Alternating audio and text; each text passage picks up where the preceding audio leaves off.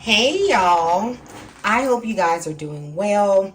People have been asking me for months, if not almost a year, to show them how I make my fresh blend that you sometimes see me using in my recipes. It's like a green seasoning mixture, and so I'm going to show you guys how I make it during the winter, because how I make it does change depending on the season and what I have in my garden and what's readily available. Okay, so I always use thyme. Thyme is a perennial herb, so I pretty much always have this available. I know it's looking kind of gray, y'all, but I'm telling y'all guys that this smells very fragrant. It's fresh. It's just because it's the winter that it has that little color. I also always use rosemary because rosemary is also a perennial herb, and my rosemary bush is literally like 4 to 5 feet tall. So I always have this readily available.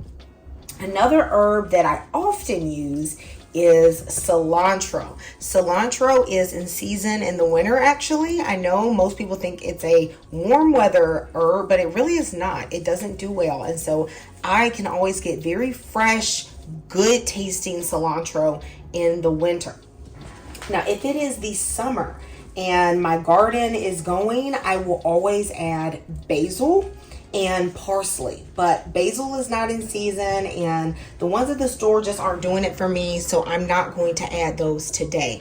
I don't typically add sage. I don't like that flavor with a lot of dishes, so I will just add that on its own. I'm using 2 types of onions. These are scallions or green onions, and y'all, let me tell you something. Green onions will humble you now at the store. It's not that you don't have $1, but don't you feel crazy paying $1 for like, 6 or 7 little scallions? These used to be like 50 cents. So I'm using 1 bundle, but if I have them growing in the garden, I will use them. But I'll have some from the garden soon. I will use these sweet mini peppers. They have a great flavor. If you're in a Latin market, you can often find ají dulce. Now, I know I'm tearing that up, but if you know what I'm saying, okay? These taste very similar. These are very sweet, and so I'm going to use a couple of these. Of course, onions, and these are Scotch bonnets. They're frozen because I grew them last summer, and so I freeze them. How many you use depends on how hot can your family take it. If your family can't take the heat, baby, just use 1. But I'm going to use 4. Now remember, it's going to be spread out over the whole mixture, so it's not going to actually be that bad. But if you can find Scotch bonnet, do get Scotch bonnet over habanero, because habanero, though it has the heat, it does not have the fruity flavor of a Scotch bonnet, and it doesn't give the same perfuming to your food. So I love to use these, okay? And then I'm going to use some ginger. Ginger is actually optional, and you can use as much as you want. If I know I'm going to make a lot of curries and stews and like rice dishes, then I will use the ginger. If it's just for meat, sometimes I use a little bit less of the ginger, but I love the fresh ginger. And of course, garlic. Now mine is sprouting, but baby, with the prices out here, honey, I'm still using it. I'm going to blend the little green parts up in there too. I'm going to use 2 big bulbs. If you have small bulbs, use 3 to 4. And then I don't always include this, but if I have it at the house, I will use celery. Celery is going to add that savory backbone to the mixture that's going to be good in a lot of dishes.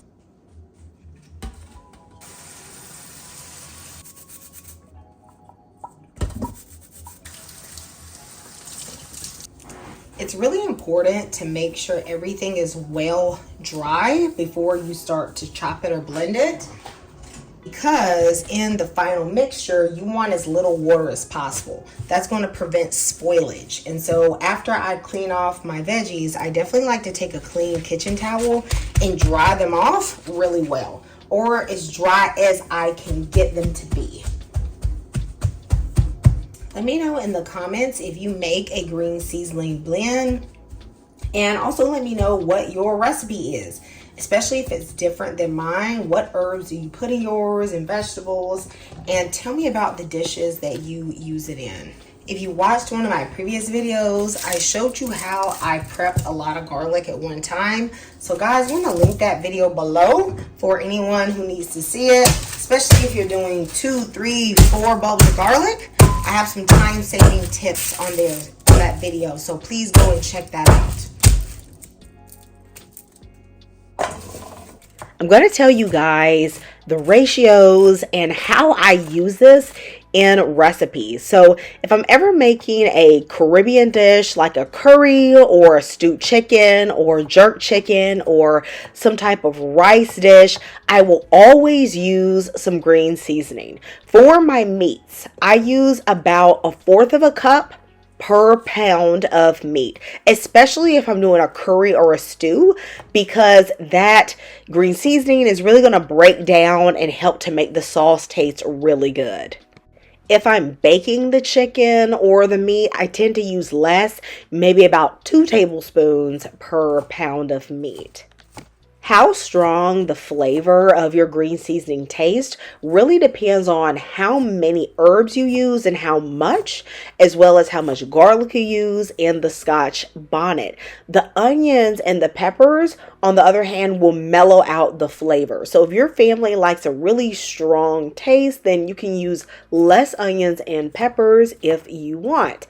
Now, I like mine to be somewhat mild, somewhere kind of in the middle, so that's why I'm using this many. However, sometimes I do take out one of the onions and some of the peppers just to concentrate the flavor a little bit more. If I am going to use it rather quickly, then I pretty much will always add the onions because I know it's not going to have to hang around in the refrigerator very long. One big tip is for the rosemary and the thyme. Please make sure you take them leaves off of that twig.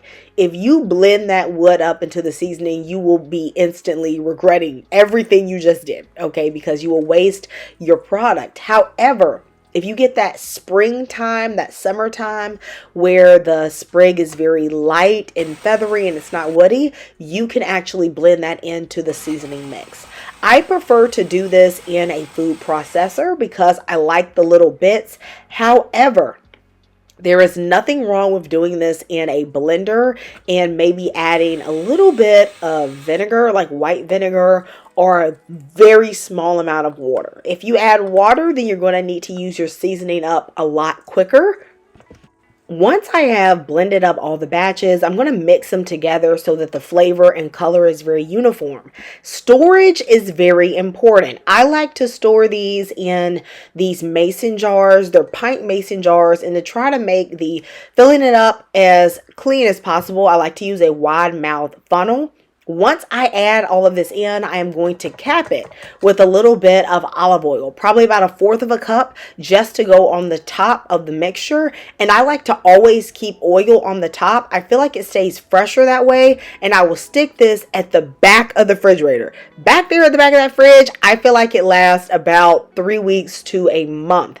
If I know that I'm not going to use it up in that time period, then I'm going to take the mixture and I'm going to put it in ice cubes and I'm going to freeze them. I don't always add oil if I know I'm just going to freeze them, because once they're frozen, they're going to stay solid together, and I'm going to have about 1/2 tablespoon pieces, and these will melt very quickly in the microwave or just sitting out on your counter. You can keep them in these cubes for years. Yes, years. So some of these cubes are from last year when I had the fresh basil and oregano. So sometimes I actually just mix some of the old ones with the new ones to get a different flavor.